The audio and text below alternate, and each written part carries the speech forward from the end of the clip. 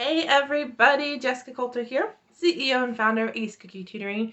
Today we are talking about reading myth number 2, all about reluctant readers. So moms and dads that are watching, is your teen a reluctant reader? I want to know, drop a yes or no down below for me.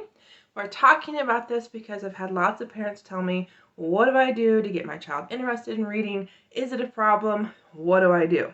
Well, I can tell you it is definitely a myth, and we're going to talk about how to get your reluctant readers to love reading.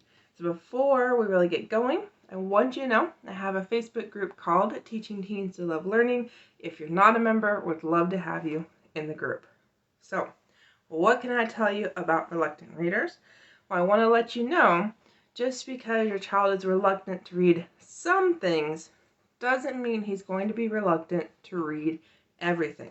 So that is why it is such a huge myth, unfortunately a misbelief, when people go, he's reluctant, he doesn't like to read, he's resistant. And it's not that he's resistant to everything, just certain types of books. It can also be, maybe you just haven't decided, you haven't figured it out, your child doesn't really know what she likes to read, what he likes to read. Because not only the topic that your child's going to care about, it could be fiction versus nonfiction. It could be even much more detailed than that versus sci-fi versus what I think of as like people books, learning about people that your kids' age, going through similar situations. Books that are all about school, the setting, that makes a huge difference. When they were written, how they were written, and then also the style. Just the other day, I had someone tell me that her sons and her daughters love manga, they love anime. Well, that is a whole different type of book than one that is just chapter books, words upon words with no pictures, not, broken up into different panels of images, very, very different. So that can be a huge, huge thing to try to figure out, something that you need to know, something your teen needs to figure out.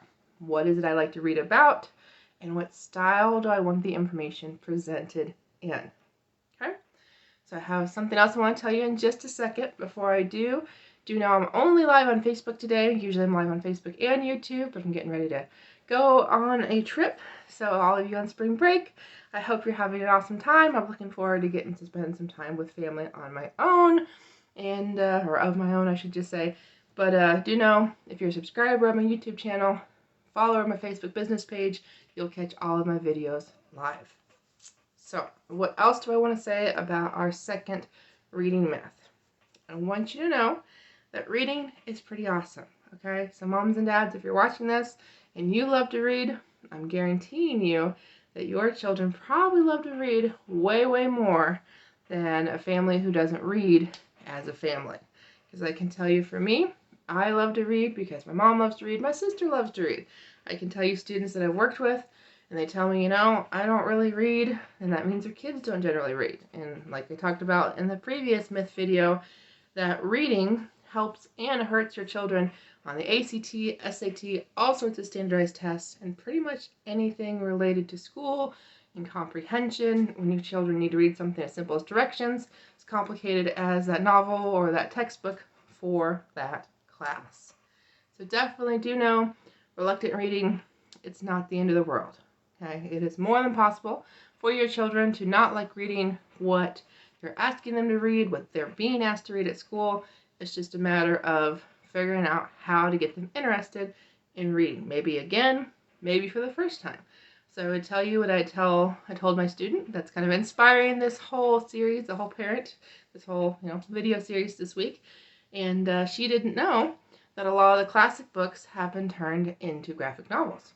So that is going to help her kiddos out a lot. They're going to cover the information she wants them to cover in their homeschooling curriculum, and it's going to be presented in a way that they're going to be interested in. They're not going to complain. They're not going to be as resistant, because once they realize, yeah, it's not the same characters that I'm used to, not maybe the same setting, but it's in the same style, same pictures, same panels, same amount of words.